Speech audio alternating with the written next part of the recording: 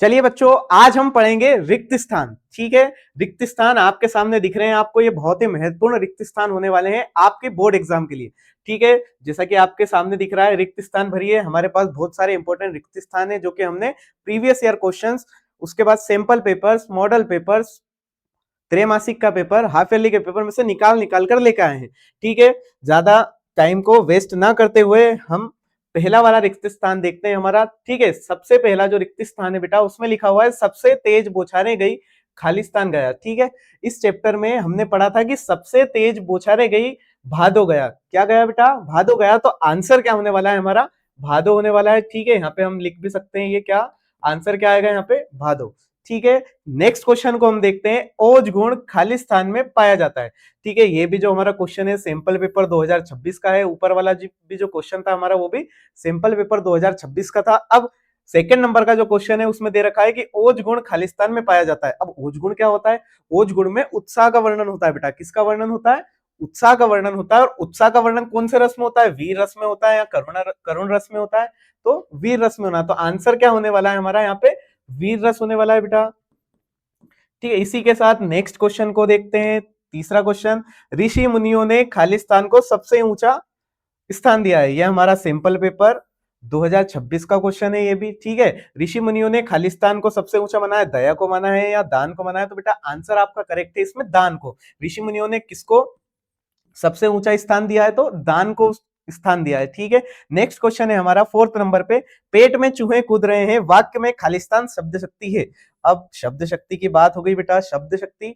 ठीक है, अब पेट में चूहे कूद रहे हैं, इसका अर्थ क्या है? या तो मैं लेटा हुआ हूं, मेरे पेट के ऊपर बहुत सारे चूहे कूद रहे हैं, ठीक है, एक्सरसाइज कर रहे हैं। ठीक है, या फिर पेट में चूहे कूदने का मतलब क्या है? मेरे को बहुत ज्यादा भूख लग रही है। भूख लग रही है मतलब मेरे को खाने का मन हो रहा है। ठीक है, तो अर्थ कितने निकल रहे हैं बेटा इसके? कि एक तो मेरे पेट के ऊपर सही में चूहे कूद रहे हैं, या फिर मेरे को खाने का मन हो रहा है। ठीक है, दो अर्थ निकल रहे हैं। तो जिसमें दो अर्थ निकले उसको हम बोलते हैं लक्षणा शब्द शक्ति। कौन सी शब्द शक्ति बेटा? लक्षणा शब्द शक्ति। तो आंसर कौन सा करेक्ट होगा इसमें? लक्षणा। ठीक है, पेट में चूहे कूद रहे हैं, वाक्य में कौन सी शब्द शक्ति है? तो लक्षणा शब्द शक्ति है। ठीक है, नेक्स्ट क्वेश्चन की ओर आगे बढ़ते हैं। नेक्स्ट क्वेश्चन है हमारा फिफ्थ वाला। ठीक है, ध्यान से देखिए बेटा, फिफ्थ वाला क्वेश्चन क्या है? राखल दास बनर्जी मोहनजोदड़ो में खालिस्तान में आए थे। तो कब आए थे? ये आपको सन याद रखना है बेटा। कब आए थे जो राखल दास बनर्जी थे? वो कब आए थे? 1922, मतलब 1922 में आए थे मोहनजोदड़ो। कब आए थे बेटा? 1922 में। नेक्स्ट क्वेश्चन है हमारा, खालिस्तान कविता का अनिवार्य तत्व है। अब कविता का अनिवार्य तत्व, कविता का अनिवार्य तत्व क्या है बेटा? तो बेटा कविता का अनिवार्य तत्व छंद है। क्यों है छंद? छंद क्यों है बेटा? क्योंकि इसमें वर्णों की संख्या, मात्राओं की गणना सबकी हम क्या करते हैं? अनुशासन रूप से गणना करते हैं। इसलिए जो कविता है, कविता का सबसे महत्वपूर्ण जो अंग है या तत्व है, वो कौन सा होने वाला है? यहाँ पे छंद होने वाला है। ठीक है, करेक्ट ऑप्शन क्या है हमारा? छंद। ठीक है, नेक्स्ट क्वेश्चन की ओर आगे बढ़ते हैं। सीरीज का पेड़ अपना रस खालिस्तान से खींचता है। ठीक है, जो हमारा सीरीज का पेड़ था, मतलब हमारा जो चैप्टर है, जो कि हजारी प्रसाद द्विवेदी वाला चैप्टर है, सीरीज के पेड़। ठीक है, सीरीज का जो पेड़ है वो किससे अपना रस खींचता है? तो जो सीरीज का पेड़ है वो वायुमंडल से। ठीक है, वायुमंडल से अपना रस खींचता है। वो तपती धूप में भी बिल्कुल खड़ा हो रहता है। ठीक है, मतलब छाया प्रदान करता है सभी को। तो आंसर क्या होगा? सीरीज का पेड़ अपना रस खींचता है। कहां से खींचता है बेटा? वायुमंडल से। ठीक है, नेक्स्ट क्वेश्चन है हमारा, बगुले के पंख रचनाकार खालिस्तान है। बगुले के पंख के रचनाकार बेटा, ये नाम आपको याद रखना है। ठीक है, 2022 का क्वेश्चन है ये। ठीक है, जो हमारे बगुले के पंख के रचनाकार है, आपको नाम याद रखना है। कौन है? हमारे उमाशंकर जोशी जी। कौन है बेटा?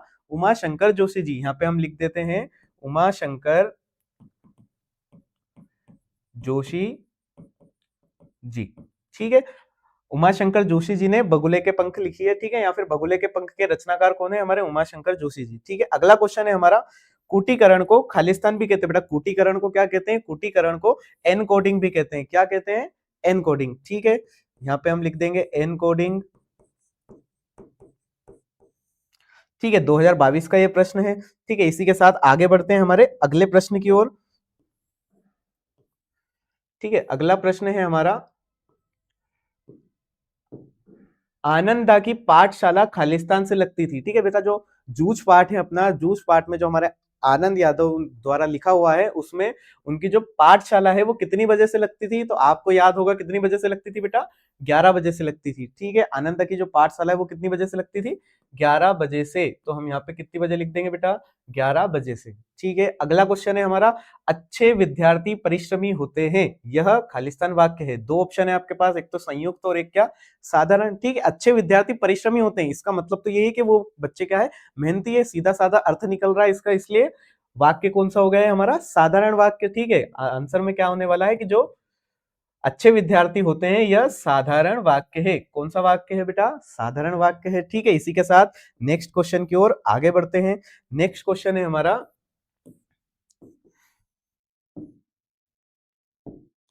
ठीक है, नेक्स्ट क्वेश्चन है हमारा कि गद्य पद्य मिश्रित काव्य को क्या कहते हैं या खालिस्तान कहलाता है। ठीक है, गद्य पद्य मिश्रित काव्य क्या कहलाता है, तो गद्य पद्य मिश्रित काव्य कहलाता है चंपू काव्य कहलाता है बेटा। कौन सा काव्य कहलाता है, चंपू काव्य। तो आंसर क्या होने वाला है यहाँ पे, चंपू काव्य।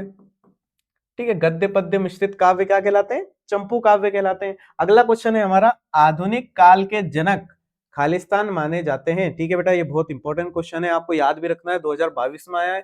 ठीक है, आधुनिक काल के जनक हम बोलते हैं हमारे भारतेंदु हरिश्चंद्र जी को।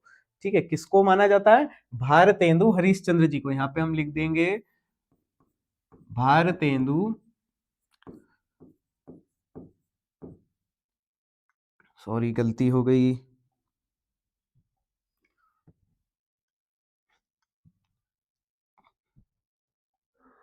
ठीक है, क्या लिखेंगे यहाँ पे हम, भारतेंदु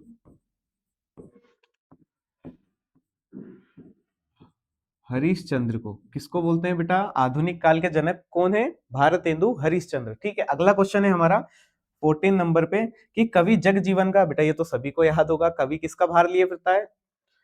ठीक है, किसका भार, कवि जगजीवन का क्या लिए फिरता है, तो भार लिए फिरता है। ठीक है, आत्म परिचय हमारे हरिवंश राय जी की कविता है। ठीक है, मैं जगजीवन का भार लिए फिरता हूँ, फिर भी आंखों में प्यार लिए फिरता हूँ। ठीक है, तो वही कवि जगजीवन का क्या लिए फिरता है खालिस्तान में, तो क्या आएगा यहाँ पे, भार लिए फिरता है। ठीक है, 2024 का क्वेश्चन है ये। ठीक है, अगला क्वेश्चन है हमारा 15 वाला, जहां उपमेय को उपमान से श्रेष्ठ बताया जाए वह खालिस्तान अलंकार होता है। अरे ये तो हमने अभी वस्तुनिष्ठ प्रश्न में देखा था, क्या देखा था, मैंने बताया था आपको, जहां पे उपमेय को उपमान से भी श्रेष्ठ बताया जाए वहां पे कौन सा अलंकार होगा, व्यतिरेक अलंकार होगा। ठीक है, तो आंसर क्या होगा यहाँ पे, व्यतिरेक अलंकार।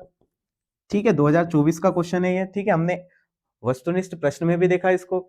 चलो आगे बढ़ते हैं, अगला, चलो बेटा अगले क्वेश्चन की ओर आगे बढ़ते हैं। अगला क्वेश्चन है हमारा, मुक्तिबोध उपन्यास के रचनाकार खालिस्तान है। अब बेटा मुक्तिबोध जो उपन्यास है उसके रचनाकार जो है वो है हमारे जेनेन कुमार। तो सही आंसर क्या होगा बेटा इसका, जेनेन कुमार। ठीक है, नेक्स्ट क्वेश्चन की ओर आगे बढ़ते हैं। अगला क्वेश्चन है हमारा, रचना के आधार पर वाक्य को मुख्यतः खालिस्तान भागों में बांटा गया है। ये भी हमने वस्तुनिष्ठ प्रश्न में देखा था। ठीक है, रचना के आधार पर वाक्य को कितने भाग में बांट दिया बेटा, 3 भागों में। कितने भागों में बांट दिया, 3 भागों में। उसके बाद अगला क्वेश्चन है, आनंद यादव का मन खालिस्तान जाने के लिए तड़पता था। तो आनंद यादव का जो मन था बेटा पाठशाला जाने के लिए तरसता था, जूझ में बताया है हमने। ठीक है, उनको क्या पढ़ने, उनका बहुत पढ़ने का मन था, पर उनको खेत के काम करना पड़ता था और पाठशाला नहीं जाना पड़ता था, मतलब जाने का मन होता था पर उनको भेजते नहीं थे। तो कहाँ जाने का मन करता था उनका बेटा, पाठशाला जाने का मन करता था। ठीक है, प्रश्न क्रमांक अगला 19 वाला, हिंदी में नेट पत्रकारिता की शुरुआत खालिस्तान के साथ हुई। ठीक है, जो नेट पत्रकारिता की शुरुआत है वो हुई थी वेव दुनिया से। किससे हुई थी बेटा, वेव दुनिया से। तो यहाँ पे आंसर सिंपली होने वाला है, कौन सी दुनिया, वेव दुनिया। ठीक है, अगला प्रश्न हमारा 20वें नंबर का, कैमरे में बंद अपाहिज कविता के कवि है। बेटा ये तो सभी को याद होगा कि कैमरे में बंद अपाहिज कविता के कवि कौन है हमारे, रघुवीर सहाय। तो यहाँ पे क्या आ जाएगा हमारा, रघुवीर सहाय। ठीक है, नेक्स्ट प्रश्न होने वाला है हमारा, श्रृंगार रस का स्थायी भाव खालिस्तान है। ये तो सभी को याद होगा बेटा, श्रृंगार रस। ठीक है, सबसे पहला ही रस है हमारा, इसका स्थायी भाव क्या होता है श्रृंगार रस का, श्रृंगार रस का स्थायी भाव जो होता है वो होता है रति। ठीक है, तो यहाँ पे सिंपली हम क्या लिख देंगे, रति। ठीक है, हमने 21 क्वेश्चन कर लिए बेटा। ठीक है, अगले क्वेश्चन की ओर आगे बढ़ते हैं। 22 नंबर पे है, बाजार दर्शन पाठ में भगत जी खालिस्तान आने की कमाई करते थे। बाजार दर्शन आने में जो भगत जी थे बेटा, वो मात्र 6 आने की कमाई करते थे। कितने आने की, 6 आने की। आपको याद भी रखना है। ठीक है, अगर एमसीक्यूज में भी आ जाए या वन वर्ड में भी आ जाए तो आपको याद होना चाहिए कि भगत जी जो थे बाजार दर्शन पाठ में भगत जी जो थे वो कितने आने की कमाई करते थे, 6 आने की कमाई करते थे। सही आंसर इसका 6 होने वाला है, 2025 में आया था। ठीक है, नेक्स्ट क्वेश्चन की ओर हम आगे बढ़ते हैं।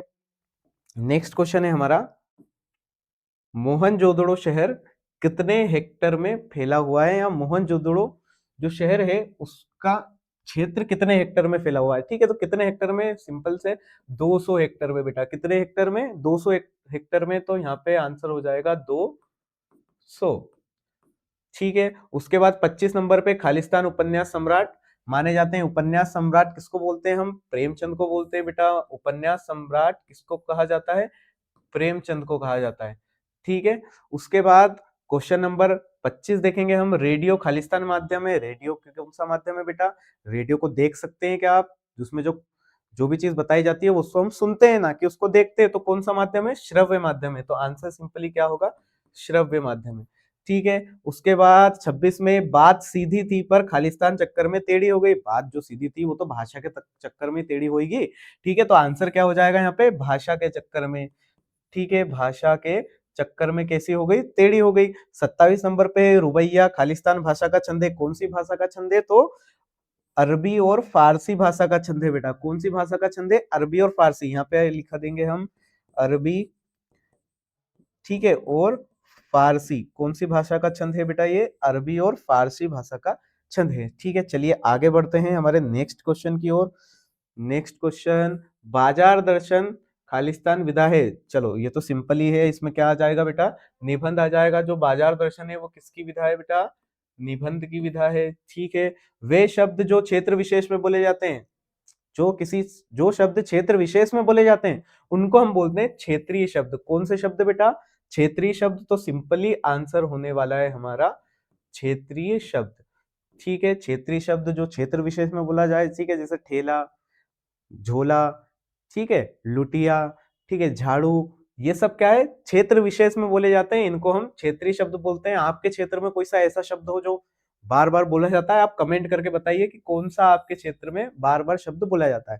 ठीक है, अगला क्वेश्चन है हमारा, सिल्वर वेडिंग पार्ट में खालिस्तान की सिल्वर वेडिंग बनाई थी। अब सिल्वर वेडिंग जो पार्ट था उसमें कौन सा बाबू था, यशोधर बाबू था। कौन था बेटा, यशोधर बाबू। तो यहाँ पे किसकी सिल्वर वेडिंग बनाई जा रही थी, तो हमारे यशोधर बाबू की। तो यहाँ पे सिंपली आ जाएगा। ठीक है, सिंपली आंसर हम लिख देंगे, इसमें क्या लिख देंगे, यशोधर बाबू। ठीक है, ये यशोधर बाबू। ठीक है, कौन से बाबू की, यशोधर बाबू की सिल्वर वेडिंग बनाई गई थी। अगला क्वेश्चन है, संपादकीय को किसकी आवाज माना जाता है। जो संपादकीय होते हैं बेटा उनको अखबार की आवाज माना जाता है। तो यहाँ पे सिंपली आंसर होने वाला है अखबार। ठीक है, संपादकीय को अखबार की आवाज माना जाता है। ठीक है, देख सकते हैं आप, ये जो हमारा क्वेश्चन है अर्धवार्षिक में आया है, ये भी अर्धवार्षिक में आया है, ये भी अर्धवार्षिक में आया है, ये भी अर्धवार्षिक में आया है। मतलब हमने बस प्रीवियस ईयर क्वेश्चन ही नहीं निकाले हैं 2022 से 2025 के, हमने बोर्ड के पेपर तो निकाले ही हैं। बोर्ड के पेपर के साथ साथ टर्मिनल एग्जाम, ठीक है, half yearly exam, pre board exam, ठीक है, मॉडल पेपर, सैंपल पेपर, सारी की सारी चीजें आप लोगों के लिए निकाल के लाए हैं जिससे आप अच्छा स्कोर कर पाए। ठीक है, चलिए क्वेश्चन आगे बढ़ते हैं हमारे अगले क्वेश्चन की ओर। अगला है हमारा, बादल राग कविता में सुखों को क्या बताया। तो बेटा बादल राग कविता में सुखों को अस्थिर बताया है। क्या बताया गया है, अस्थिर। मतलब जो हमारे सुख रहते हैं वो स्थिर नहीं होते। कल मैं खुश था, आज मैं दुखी हूँ, कल वापस खुश हो जाऊंगा, परसों वापस दुखी हो जाऊंगा। तो मतलब हम, ऐसा नहीं है कि मैं साल भर खुशी रहूं। ठीक है, तो जो बादल राग कविता है उसमें सुखों को क्या बताया है, अस्थिर बताया है। तो यहाँ से सिंपली आंसर क्या हो जाएगा इसका, अस्थिर। ठीक है, ये हमारे प्री बोर्ड का क्वेश्चन है बेटा। मैंने अभी बताया थोड़ी देर पहले आपको कि हमने बस बोर्ड एग्जाम के प्रीवियस ईयर क्वेश्चन ही नहीं निकाले हैं, बहुत सारी चीजें निकाली हैं आपके लिए। ठीक है, उसके बाद आचार्य भरत ने खालिस्तान काव्य की आत्मा मानी जाती, सॉरी, आचार्य भरत ने खालिस्तान काव्य की आत्मा माना है। खालिस्तान को किस काव्य की आत्मा किसको माना है, हमने भरत मुनि को वस्तुनिष्ठ प्रश्न में भी देखा था। ठीक है, एक बहुत तगड़ी सी डेफिनेशन थी कि ये डेफिनेशन रस की किसने दी है, तो आचार्य भरत मुनि ने दी है। तो वही आचार्य भरत मुनि ने काव्य की आत्मा किसको मान लिया बेटा, रस को माना है। तो यहाँ पे हम लिख देंगे आचार्य भरत मुनि ने रस को काव्य की आत्मा माना है। ठीक है, नेक्स्ट क्वेश्चन की ओर आगे बढ़ते हैं बेटा। ठीक है, नेक्स्ट क्वेश्चन है हमारा, नेक्स्ट क्वेश्चन 34 पे है हमारा, कूटज रचना खालिस्तान की है। ठीक है बेटा। कूटज रचना किसकी है? तो जो कूटज रचना है वो हमारे हजारी प्रसाद द्विवेदी जी की है। किसकी रचना है बेटा? हजारी प्रसाद द्विवेदी जी की। ठीक है, नेक्स्ट क्वेश्चन की ओर आगे बढ़ते हैं। 35, यशोधर बाबू मूल रूप से खालिस्तान के रहने वाले थे। बेटा गांव का नाम याद रखना है, कौन से गांव में रहते थे वो? कुमाऊं गांव में रहते थे। ठीक है, नेक्स्ट क्वेश्चन है हमारा 36 पे, कवित्त के प्रत्येक चरण में। बेटा बहुत सिंपल है, कवित्त के प्रत्येक चरण में कितनी मात्राएं होती है? सॉरी, मात्राएं नहीं होती, वर्ण होते हैं। ठीक है, कवित्त के प्रत्येक चरण में 31 वर्ण होते हैं। नेक्स्ट क्वेश्चन की ओर आगे बढ़ते हैं। लक्ष्मीन खालिस्तान की सेविका थी। लक्ष्मीन मतलब कौन? भक्तिन। भक्तिन का वास्तविक नाम लक्ष्मीन था। ठीक है, लक्ष्मीन अर्थात लक्ष्मी। ठीक है, तो लक्ष्मीन या लक्ष्मी या भक्तिन खालिस्तान की सेविका थी। तो किसकी सेविका थी? हमारी महादेवी वर्मा जी की सेविका थी। ठीक है, नेक्स्ट क्वेश्चन की ओर आगे बढ़ते हैं। 38, वाक्य में बल देने के लिए प्रयोग में लाए जाने वाले शब्द खालिस्तान कहलाते हैं। ठीक है, हमने वस्तुनिष्ठ प्रश्न में आपको बताया था, क्या क्या बताया था हमने? ठीक है, किसी भी बात पर अतिरिक्त जोर देने वाले शब्दों को हम निपात शब्द कहते हैं। जोर देना मतलब क्या बेटा? बल देना। तो यहाँ पे आंसर क्या होने वाला है हमारा? निपात शब्द। ठीक है, कि वाक्य में बल देने के लिए प्रयोग में लाए जाने वाले शब्द निपात शब्द कहलाते हैं। ठीक है, नेक्स्ट क्वेश्चन की ओर आगे बढ़ते हैं हमारे 39 पे, कि निर्जा की रचनाकार कौन है? ठीक है, नेक्स्ट क्वेश्चन करते हैं। कार है निर्जा किसने लिखी है बेटा? निर्जा निहार रश्मि हमने पढ़ा है, महादेवी वर्मा ने लिखी है निर्जा निहार रश्मि। ठीक है, तो निर्जा की रचनाकार कौन है? महादेवी वर्मा है। अगला क्वेश्चन है, समाचार लेखन में खालिस्तान शैली का प्रयोग होता है। खालिस्तान शैली का प्रयोग होता है उल्टा पिरामिड का। किसका बेटा?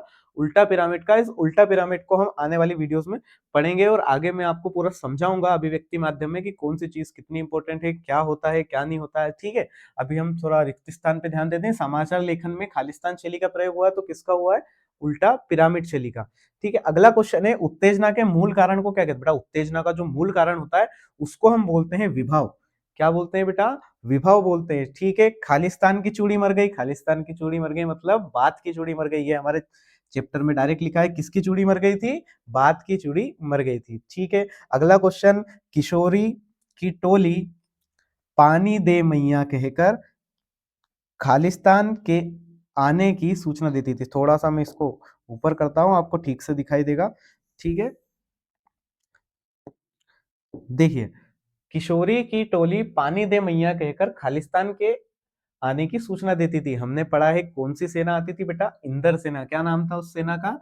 इंदर सेना। इंदर सेना को हम मेढक मंडली भी बोलते हैं। ठीक है, फिर रीतिकाल का प्रमुख रस। रीतिकाल का प्रमुख रस क्या है बेटा? श्रृंगार रस है। ठीक है, रीतिकाल में जो प्रमुख रस है वो कौन सा रस है? श्रृंगार रस है। ठीक है, आगे बढ़ते हैं हमारे अगले क्वेश्चन की ओर। ठीक है, अगला क्वेश्चन है हमारा सिंपल सा, कि शेर के बच्चे का असल नाम क्या था? बेटा सभी को पता है शेर के बच्चे का असल नाम क्या था? जान सिंह था। ठीक है, उल्टा पिरामिड शैली को खालिस्तान हिस्सों में बांटा गया है। उल्टा पिरामिड शैली को बेटा 3 हिस्सों में बांटा गया है। ठीक है, आप जैसे आपकी स्क्रीन पे देख ही सकते हैं कि जो उत्तर यहाँ पे सभी चीजों के उत्तर दे रखे हैं। ठीक है, उत्तर दे रखे हैं यहाँ पे सभी चीजों के। इस पीडीएफ को आप डाउनलोड कर सकते हैं एजुस्टेट ऐप से। आपको सबसे पहले सिंपली एजुस्टेट ऐप को डाउनलोड करना पड़ेगा। डाउनलोड करने के बाद उसमें रजिस्ट्रेशन करना पड़ेगा। रजिस्ट्रेशन करने के बाद उसमें इंपॉर्टेंट क्वेश्चन का एक सेक्शन होगा जिसमें से आप सारे सुपर पीडीएफ डाउनलोड कर सकते हैं। ठीक है, इसी के साथ हमारे सारे के सारे एमसीक्यू समाप्त हुए। ठीक है बेटा, हमने वस्तुनिष्ठ प्रश्न और एमसीक्यूज वस्तुनिष्ठ प्रश्न और रिक्त स्थान दोनों को सॉल्व कर लिया है। ठीक है, उम्मीद है आपको मजा आया होगा। ठीक है, इनको सभी को याद भी करना है बेटा। ठीक है, इसी के साथ आपके हेमंत भैया आपसे अलविदा लेना चाहेंगे। Thank you.